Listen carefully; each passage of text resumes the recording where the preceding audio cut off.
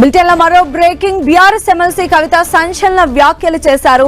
పసుపు బోర్డు ఏర్పాటు పాలిటిక్స్ లో భాగమే అన్నారు. నిజంగా పాలిటిక్స్ కోసం కాకపోతే వెంటనే మద్దతు ధర ప్రకటించాలని డిమాండ్ చేశారు. పసుపుకు మద్దతు ధర కింద 15,000 రూపాయలు ఇవ్వాలని డిమాండ్ చేశారు. ఎంపీ అరవింద్ కు వెకిలి మాటలు మాట్లాడడం అలవాటే అన్న కవిత, అరవింద్ తండ్రి చాటు బిడ్డలా ఉన్నారని ఎద్దేవా చేశారు ఎమ్మెల్సీ కవిత.